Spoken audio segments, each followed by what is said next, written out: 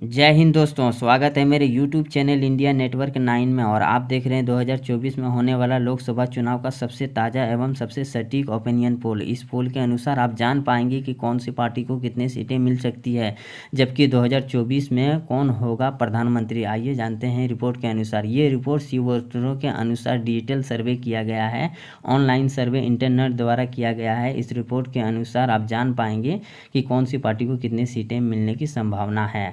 आइए जानते हैं रिपोर्ट के अनुसार। वीडियो के अंत तक बने रहें, चैनल को सब्सक्राइब करें। 543 लोकसभा की सीटों में से पहला जो क्षेत्र निकल के आ रहा है वो है उत्तर प्रदेश, जहां पर 80 लोकसभा की सीटें हैं। 80 में से एनडीए को 62 और इंडिया गठबंधन दलों को 18 सीट मिल सकती है, जबकि अदर का खाता खुलता हुआ नहीं दिखाई दे रहा। महाराष्ट्र के 48 लोकसभा वाला राज्य है, जहाँ पर एनडीए को 15 और इंडिया गठबंधन दलों को 33 सीट मिलने की संभावना जताई जा रही है।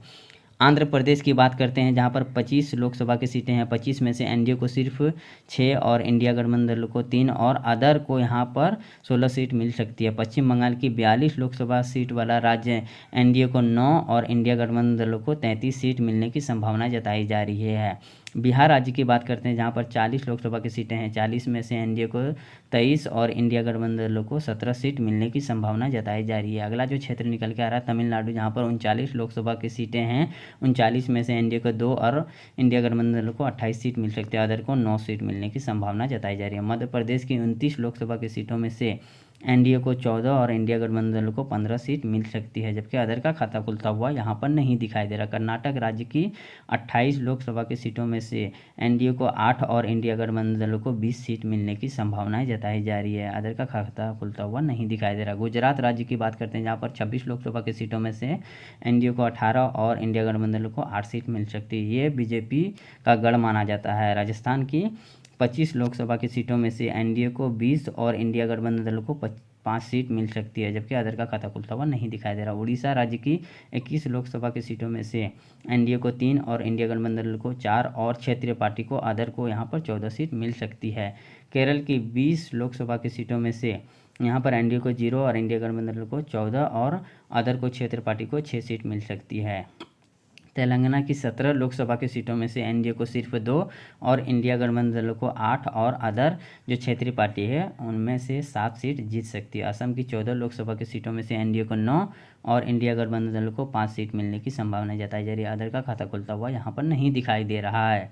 झारखंड राज्य की बात करते हैं, जहाँ पर 14 लोकसभा की सीटों में से एनडीए को 4 और इंडिया गठबंधन दलों को 9 और एक क्षेत्रीय पार्टी को अदर को मिल सकती है। पंजाब राज्य की बात करते हैं, जहाँ पर 13 लोकसभा की सीटों में से 6 एनडीए को 7 इंडिया गठबंधन दलों को मिल सकती है। अदर का खाता खुलता हुआ नहीं दिखाई दे रहा। छत्तीसगढ़ राज्य की बात करते हैं, जहां पर 11 लोकसभा की सीटों में से एनडीए को 4 और इंडिया गठबंधन दलों मजबूती के साथ 7 सीट पर जीत दर्ज कर सकती है। हरियाणा राज्य की बात करते हैं, जहाँ पर 10 लोकसभा की सीटों में से एनडीए बढ़त बनाते हुए 6 सीट पर जीत दर्ज कर सकती है, जबकि 4 सीट इंडिया गठबंधन दलों को मिल सकती है।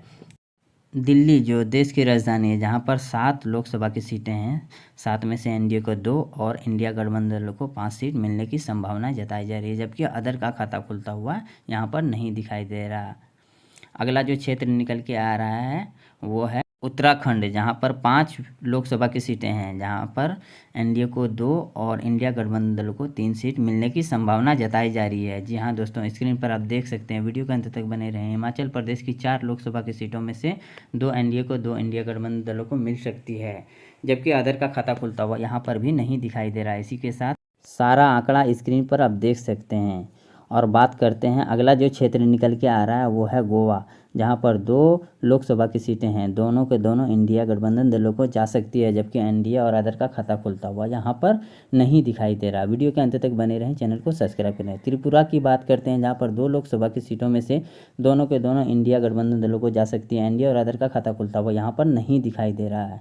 मणिपुर की 2 लोकसभा की सीटों में से दोनों के दोनों इंडिया गठबंधन दलों को जा सकती है, जबकि एनडीए और अदर का खाता खुलता हुआ यहाँ पर भी नहीं दिखाई दे रहा है।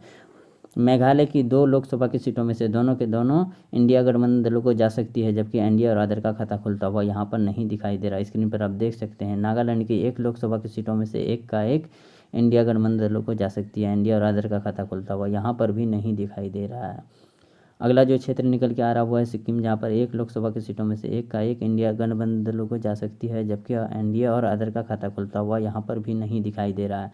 मिजोरम की 1 लोकसभा की सीटों में से एक का एक इंडिया गठबंधन दलों को जा सकती है, जबकि एनडीए और अदर का खाता खुलता हुआ यहाँ पर भी नहीं दिखाई दे रहा। स्क्रीन पर आप देख सकते हैं। केंद्र प्रशासित प्रदेश की बात करते हैं, जहाँ पर 6 लोकसभा की सीटों में से एनडीए को 3 और इंडिया गठबंधन दलों को भी 3 सीट मिलने की संभावना जताई जा रही है। अभी तक 543 लोकसभा की सीटों में से एनडीए को 222 और इंडिया गठबंधन दलों को 268 और जबकि अदर को 53 सीट मिलने की संभावनाएं जताई जा रही है।